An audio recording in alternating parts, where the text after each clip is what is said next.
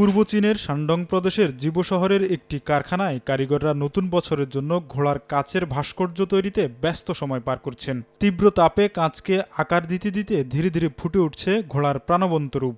এর মধ্যে কাচের তৈরি দোলনা ঘোড়া বিশেষভাবে জনপ্রিয়। এর দেহে রংধনুর ধনুকের মতো বৃত্তাকার নকশা, যা নতুন বছরকে শুভকামনা জানায়। 17 ফেব্রুয়ারি শুরু হতে যাচ্ছে চীনা চন্দ্রপঞ্জিকায় নতুন বছর। চীনা সংস্কৃতিতে নির্ধারিত 12টি প্রাণী থেকে একটিকে বর্ষ প্রতীক ধরা হয়। এবারের প্রতীক ঘোড়া। ঐতিহ্যবাহী ও আধুনিক নান্দনিকতার মিশেলে চলছে নতুন বছরকে বরণের নানা আয়োজন। এই ঢেউয়ের সঙ্গে গা ভাসিয়ে এগিয়ে চলেছে সাংস্কৃতিক ও সৃজনশীল পণ্যের বাজার, যা ভোক্তাদের মধ্যে নতুন উদ্দীপনার সৃষ্টি করেছে। আর প্রত্যাশিত আয় গত বছরের তুলনায় প্রায় 30% বাড়তে পারে।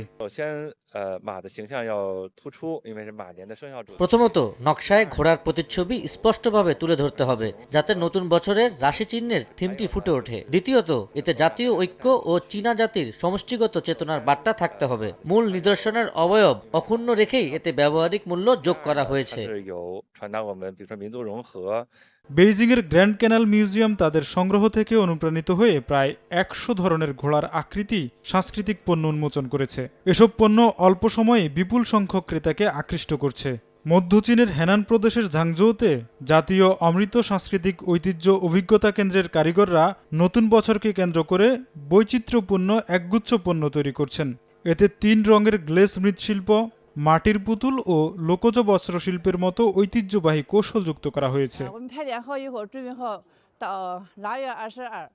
মহড়ার কাজ শেষ করে আমরা নতুন বছর শুরু হওয়ার 8 দিন আগেই বাওজি যাওয়ার প্রস্তুতি নিচ্ছি। সেখানে নতুন বছর বরণ করতে সব আয়োজন সম্পন্ন করা হচ্ছে। আমরা প্রথম 16 দিন পর্যন্ত পরিবেশনা করব। উৎসবের আমেজে মেতে উঠবে গোটা চীন।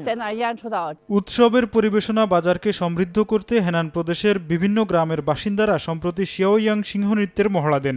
এটি জাতীয় অমৃত সাংস্কৃতিক ঐতিহ্যের অন্তর্ভুক্ত। তীব্র ঢোলের তালে 2 তরুণ মোটা দড়ির উপর দাঁড়িয়ে পা বাড়িয়ে 10 মিটারেরও উঁচু একটি মঞ্চে উঠে কঠিন সিংহ নৃত্যের কৌশল প্রদর্শন করেন। এবছরের উৎসবে 3টি দল মিলিয়ে 110টিরও বেশি পরিবেশনা করার কথা রয়েছে।